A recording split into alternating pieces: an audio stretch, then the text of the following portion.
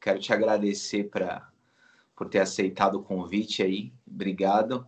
Você é um cara que eu gosto muito de ouvir, gosto muito de escutar, aprendo muito. Concordo muito com a leitura que você faz do Evangelho e do mundo. Me identifico, né? E eu queria te perguntar uma coisa. A gente está passando por uma fase que a igreja é um assunto muito falado, né? No Brasil e no mundo. E interessante que agora, nessa época de pandemia, parece que nessas épocas de crise, todo mundo olha para a igreja e fala assim, e aí, o que vocês vão fazer, né? E na sua visão, como pastor, né, de uma comunidade cristã, da comunidade Sal da Terra, qual que você acha que é o papel da igreja num tempo desse, assim, de pandemia? De certo modo, nós estamos sendo desafiados a fazer reflexões a respeito do que são esses valores atemporais da existência da igreja. Porque parece que Deus está abalando todas as coisas, como diz lá em Hebreus, né, para que permaneçam sós e inabaláveis. E a gente está chegando, por uma razão ou outra, mais próximo daquilo que talvez seja a experiência da igreja primitiva, no sentido de não ter as condições ideais para o trabalho, para o desempenho do ministério.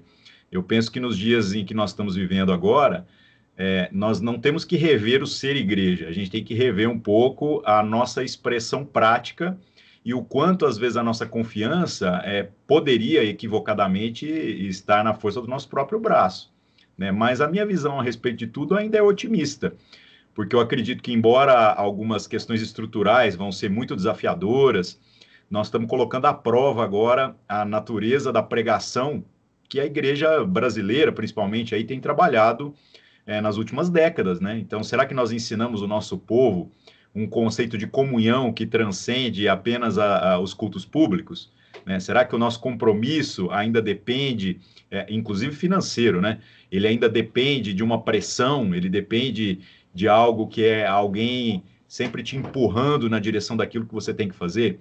Então, por mais que vai ser difícil, não há dúvida sobre isso, eu creio que a verdadeira igreja, que são as pessoas comprometidas aí com a palavra, comprometidas umas com as outras por conta daquilo que Deus fez por nós, ela vai ter uma visibilidade ainda maior do que talvez ela vinha tendo no meio dessa confusão toda, né? De expressões ministeriais, como eu falei, que trabalhavam muito confortavelmente. Porque, de certo modo, a angústia da sociedade hoje é muito grande. Há muitas pessoas desesperadas, pessoas que às vezes têm até nos procurado, falado, oh, e aí? É o fim, é o apocalipse, né?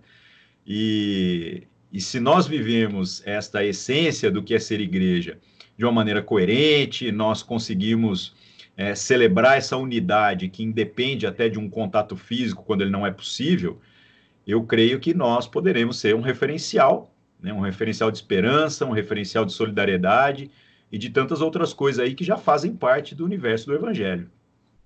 Pastor, foi muito comentado a posição de alguns líderes que resistiram um pouco a coisa de fechar o templo, né? De fechar a reunião. E aí ficou muito questionável essa posição, assim, tentando fazer um contraponto do que é mais importante, é a vida, a questão da fé, se a fé tem a ver com a reunião, se não tem a ver. Para o cristão, para a igreja cristã, a vida é a coisa mais importante, a preservação da vida está ligada à fé. Eu estava pensando no que a igreja no primeiro século sofre quando há a dispersão ali dos discípulos, né?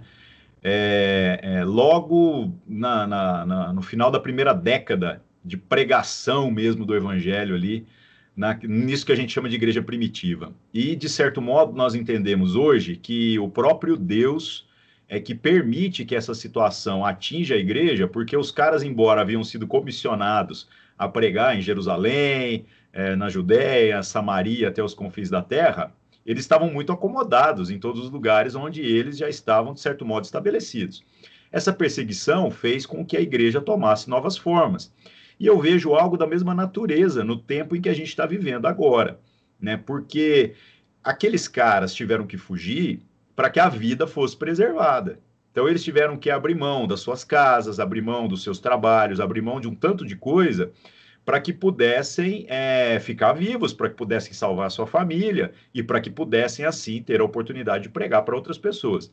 Então, eu creio que essas duas questões, elas não são mutuamente exclusivas. A gente não pode pensar, nós estamos, quando fechamos o nosso templo por uma contingência, nós estamos sendo negligentes com uma vocação espiritual.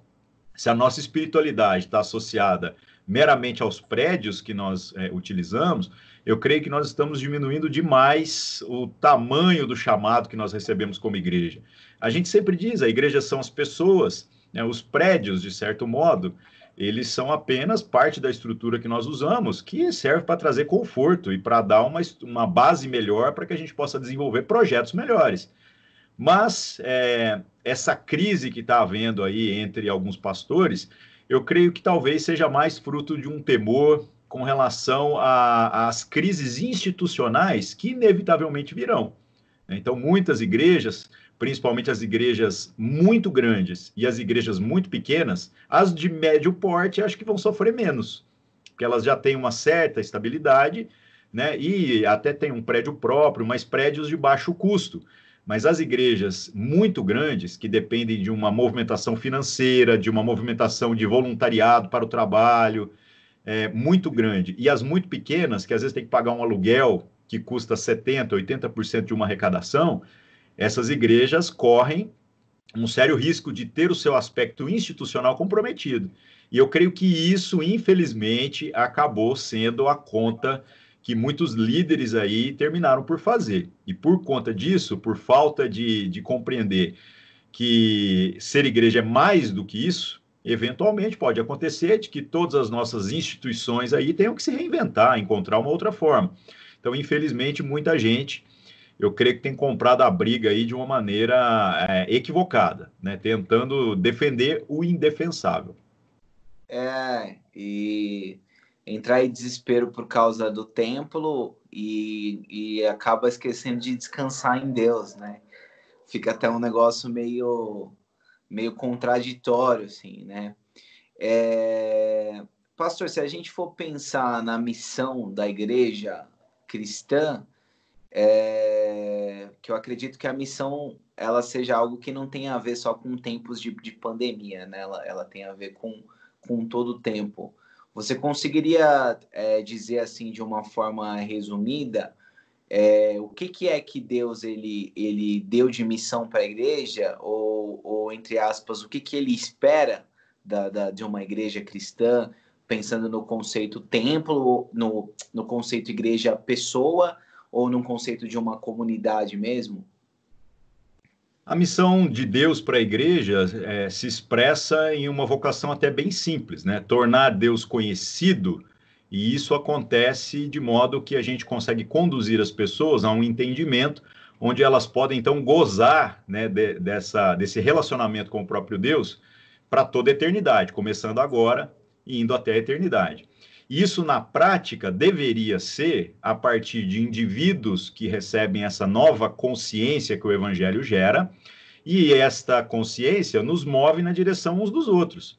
Então, seja em prédios, seja através da solidariedade mínima que a gente pode ter entre os nossos vizinhos, começando, obviamente, sempre pelas pessoas da nossa própria casa. Isso tudo é parte dessa missão. Agora, esta expressão da igreja, o mais interessante do Evangelho, é exatamente sobre como estas formas não estão engessadas, nunca foram. O próprio Cristo nunca disse, sigam essa liturgia, se reúnam com essa frequência.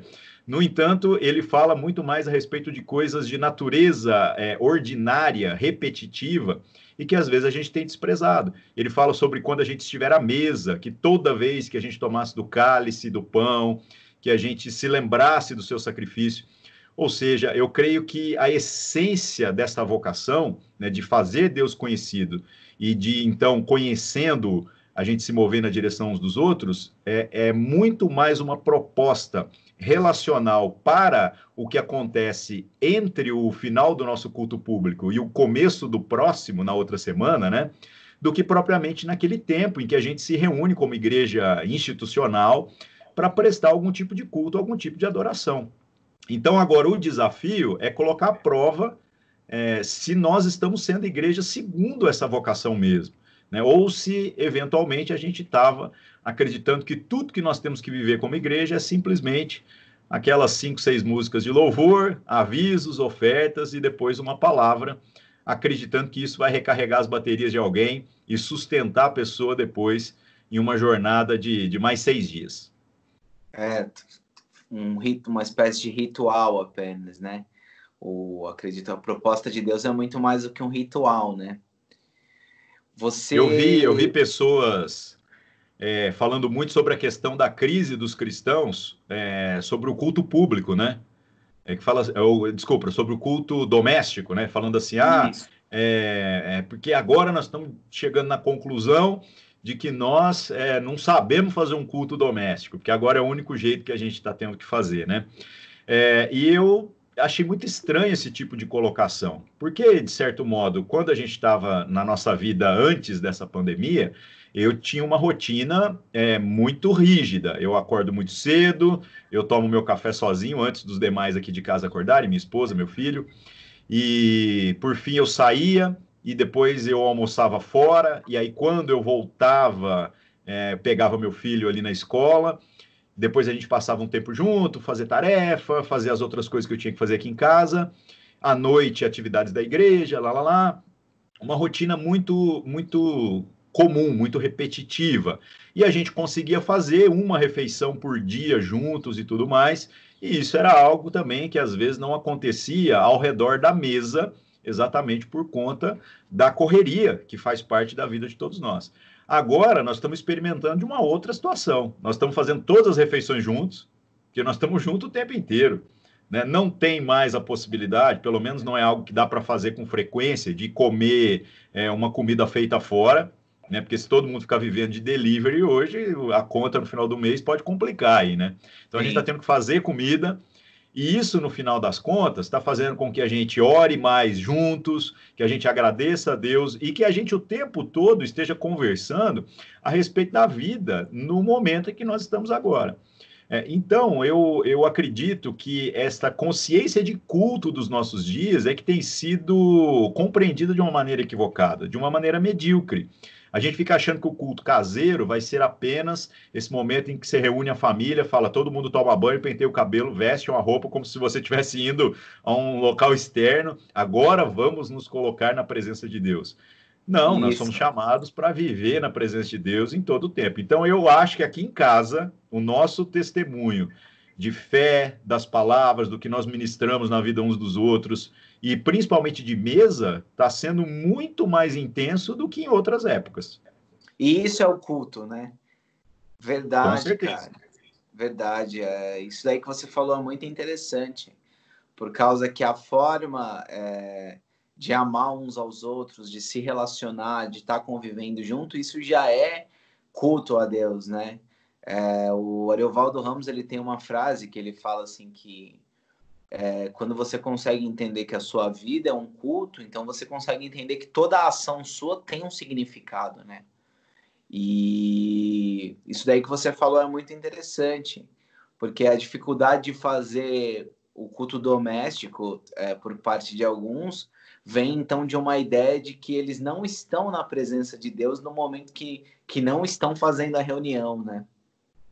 Exatamente isso, né? Esse é um dos grandes equívocos de entendimento que tempos de paz acabam proporcionando para a gente. Né? Nós nos acostumamos a estruturas confortáveis, onde, de certo modo, até inconscientemente, fomos terceirizando a responsabilidade para missionários, para líderes específicos, para pastores em dedicação exclusiva, e o restante da igreja vai vivendo a sua vida e indo ao domingo simplesmente para bater o ponto ali e tentar anestesiar sua consciência religiosa. E agora não, agora nós temos aí a possibilidade de viver uma separação mesmo entre aqueles que verdadeiramente aí têm alguma fé e aqueles outros que vão ser provados nas suas convicções. Esses dias me perguntaram a respeito disso, né? Fala assim, como é que você entende esse negócio de Deus provar a gente, né? A igreja está passando por uma provação. E eu até falei sobre isso, eu falei assim, olha, eu acredito que a provação que Deus permite que sobrevenha sobre nós não é para provar para ele a natureza do nosso compromisso. Falei, Deus não tem dúvida nenhuma a respeito da natureza do nosso compromisso ou ausência de compromisso.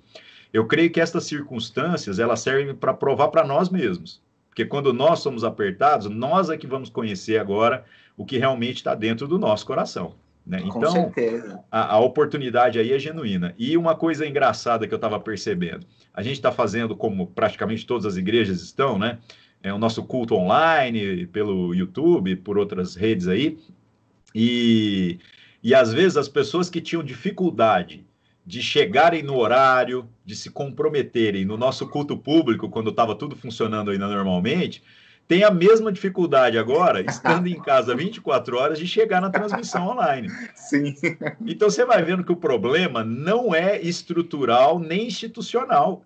O problema, às vezes, é de convicção, porque o cara tá em casa, velho. Ele não precisa nem parar outra coisa que ele tá fazendo para ver o culto. Porque a gente não tá vendo ele, é no conforto do seu lar, né? Não Mas precisa isso nem se traduz de arrumar. certo modo. Não, não precisa. Ele pode ir lavando a louça. Eu fiz isso em algumas transmissões que eu assisti a semana.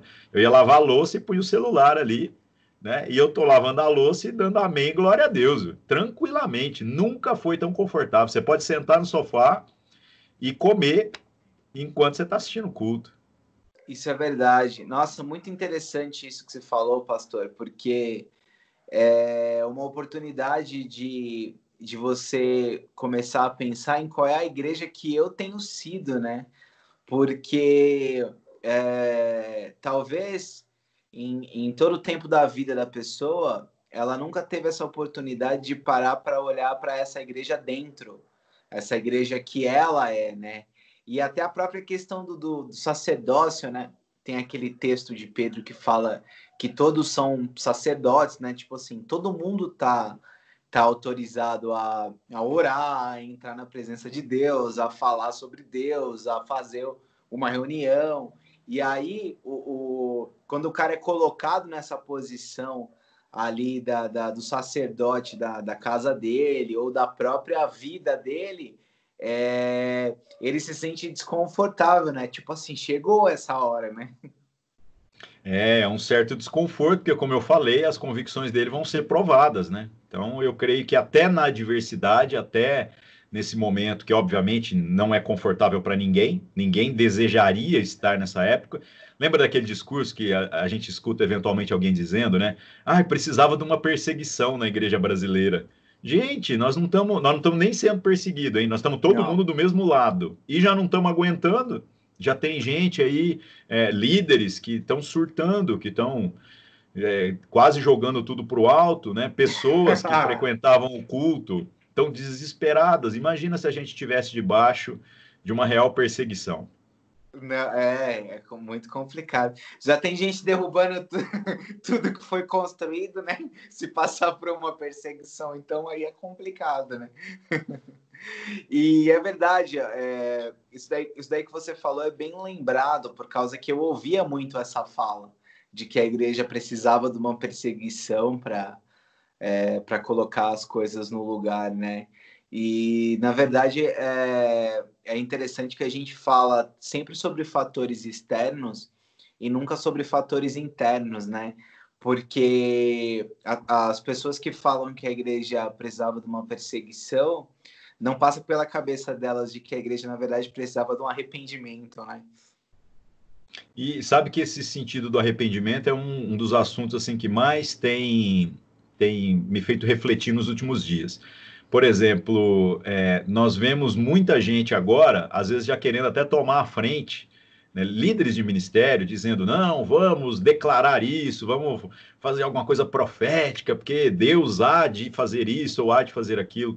E aí eu penso assim, por que que Deus não trouxe revelação para estes, né, que acham que tem alguma autoridade nesse sentido, algum tempo atrás, para que a gente pudesse ter se preparado? Então eu creio que há uma pedagogia por conta da circunstância que a gente está vivendo, e às vezes falta em nós a humildade para reconhecer que nós também estamos recebendo uma certa lição da parte de Deus, para que a gente repense qual é a nossa prioridade.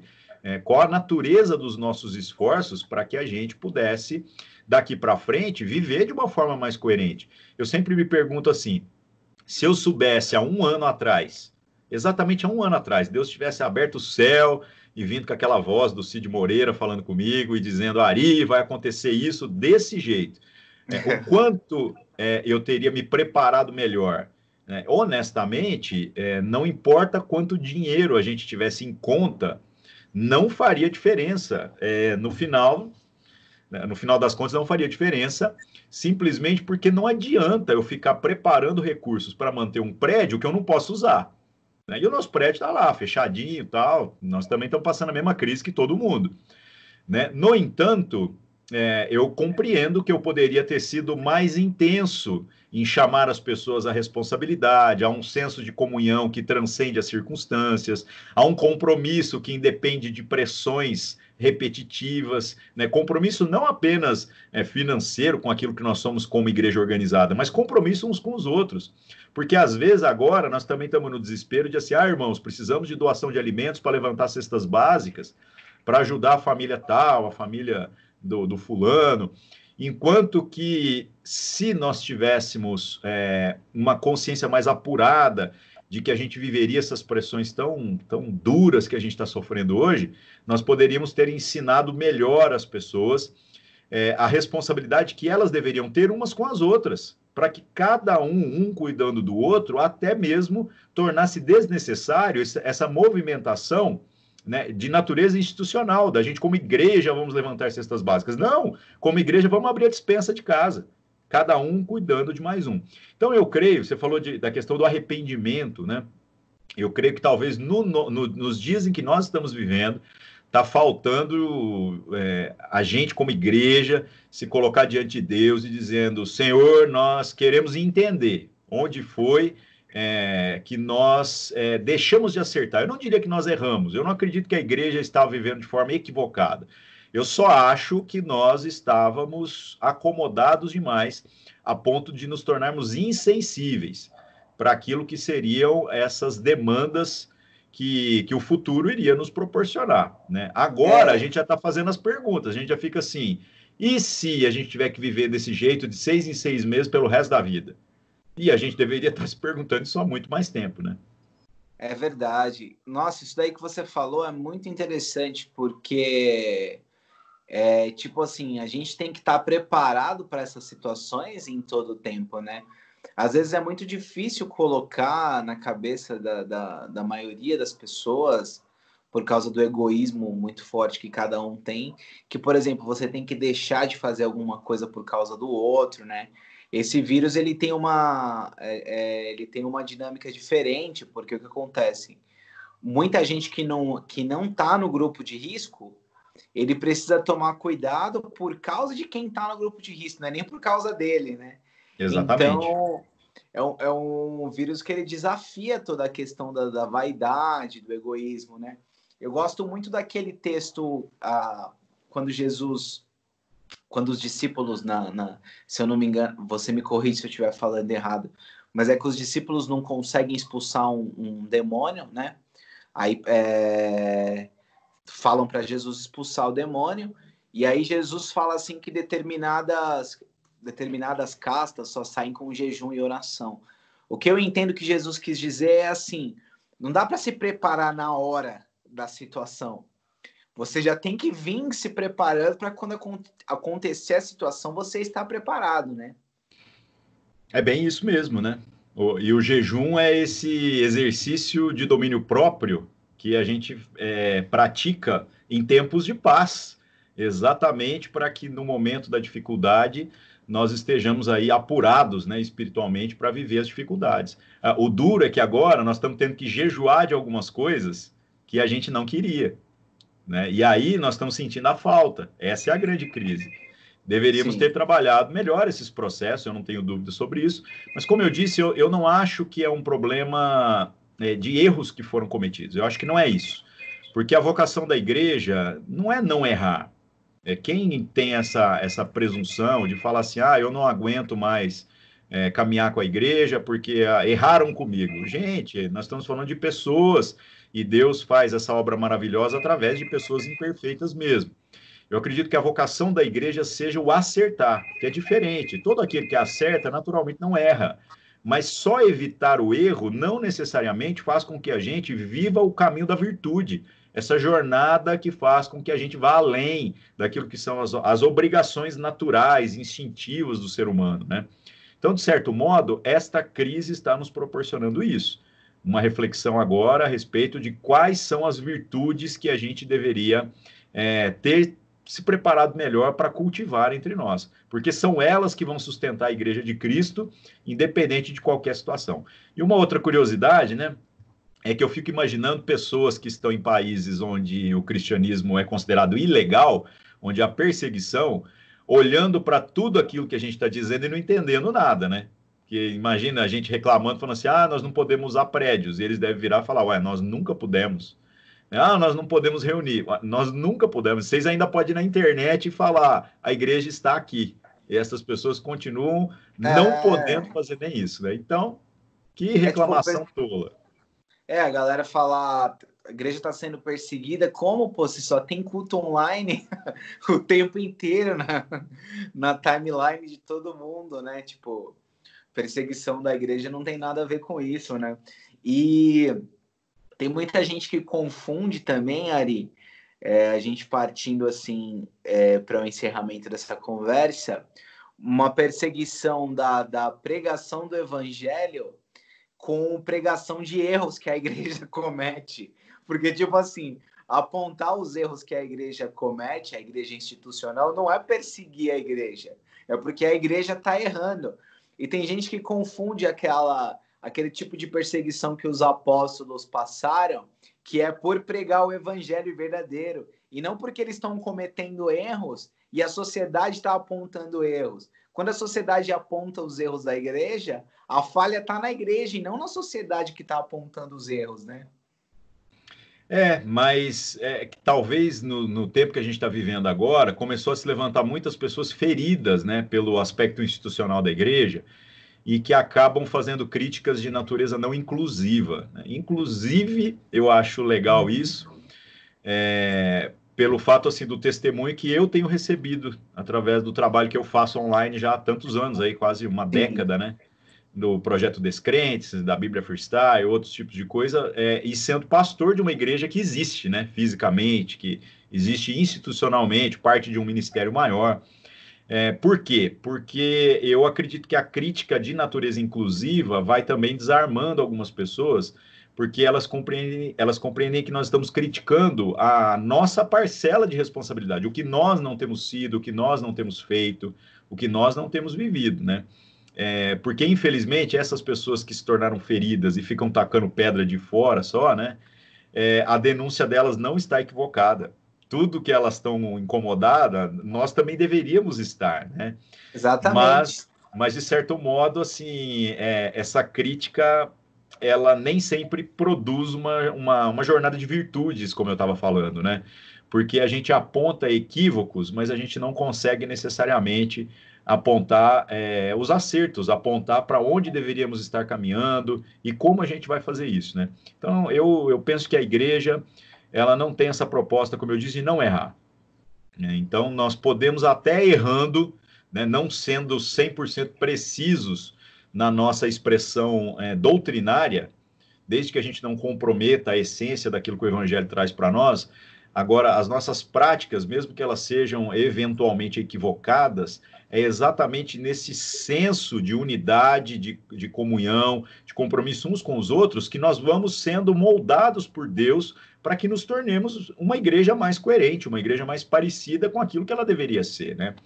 Então, eu tenho um olhar de esperança, apesar de tudo, né? E, de fato, também não tenho raiva do que a sociedade diz a respeito da igreja. Porque quando eu vejo alguém falando um tanto de coisa, eu falo, você está falando de algo que você não entende, e eu concordo com as suas críticas, porque eu faço parte dessa igreja, e nem por isso eu estou aqui para defender ela, colocando panos quentes em todas as coisas que estão eventualmente desajustadas, né? Mas a partir daquilo que é a nossa responsabilidade, como nós podemos ser mais coerentes, né? Então, isso faz, acho que, toda a diferença. Uma crítica inclusiva nesse sentido. Nós nos incluímos como parte do problema, porque entendemos também que fomos chamados por Deus para sermos parte da solução. Eu percebo que é uma meio que uma, não sei se é uma crise ou uma confusão do que é ser cristão segundo aquilo que Jesus falou e o que é ser cristão perante aquilo que foi entendido culturalmente e que a igreja se acostumou a fazer. E tem pessoas, agora eu falo as pessoas de fora mesmo, até pessoas de dentro, mas que elas acham que aquilo que Jesus falou é a mesma coisa que estão praticando nas instituições hoje. E isso não é verdade, né? Porque eu acho que o modo de ser cristão, hoje em dia, a forma mais comum, falando de Brasil, aquilo que se entende que é ser o evangélico, né? Até há algumas pesquisas que dizem que quando você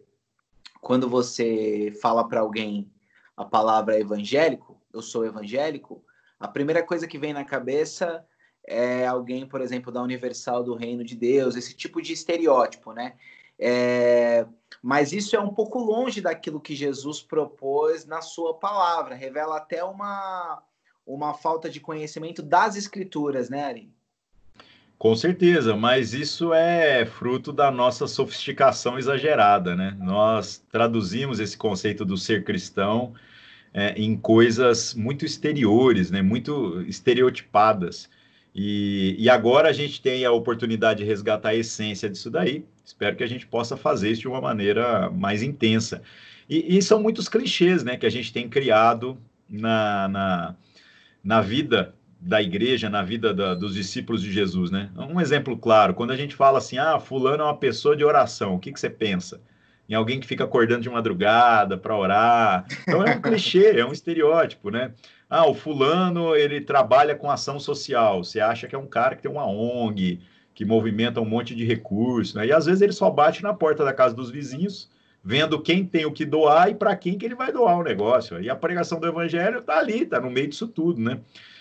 Nós estereotipamos o que é ser um pastor, nós estereotipamos o que é ser um missionário, nós fomos estereotipando tudo. E no final das contas, a gente vai vendo que essas idealizações são extremamente perigosas, né? Como você mesmo disse, a responsabilidade é de todos nós, o ministério é um só, é o da reconciliação. Então, cada um agora, segundo o seu dom, a sua vocação, as suas habilidades, está tendo aí a oportunidade de colocar em prática de uma maneira um pouco menor, mas nem por isso menos expressiva, para que a igreja continue sendo igreja. Verdade. Ari, eu quero te agradecer. Obrigado por essa conversa, obrigado por ter doado aí o seu tempo, por ter nos dado essa honra aqui de falar com você. Para quem quiser conhecer o seu trabalho, é só entrar lá, Ariovaldo Carlos Júnior, né? E os cultos online que você está fazendo, eles estão sendo transmitidos aonde? Transmitido pelo Instagram, o Instagram da nossa comunidade aqui é Manifesto UD, e no YouTube, no site, já tem um link que cai direto lá, né? alvivo.saldaterra.org. Legal. E aquele outro trabalho que você fazia online, está fazendo ainda? Eu trabalho com um projeto chamado Projeto Descrentes, né? Que eu fazia lives todas as semanas. Só que é o seguinte, eu estou participando de umas 5, 6 lives por semana, fácil, fora as reuniões. Então, por conta disso, eu suspendi as lives semanais, porque senão é mais uma live, né? Mas eu estou informando as pessoas, toda live que eu estou participando, eu envio para as pessoas nos canais mesmo de outros, né? Para que eles possam acompanhar uma série de conteúdo aí. Mas, assim, como comunidade que conversa em grupo, que recebe informações, eu estou trabalhando aí todas as semanas. Então, se o cara quiser assistir o culto no YouTube, Sal da Terra, ao vivo. alvivo.saldaterra.org. E quais são os horários? Domingo, 19 horas. Domingo, 19 horas. Beleza, então. Obrigadão, Ari. Deus abençoe. Um abraço aí. Valeu, obrigado eu. Até mais.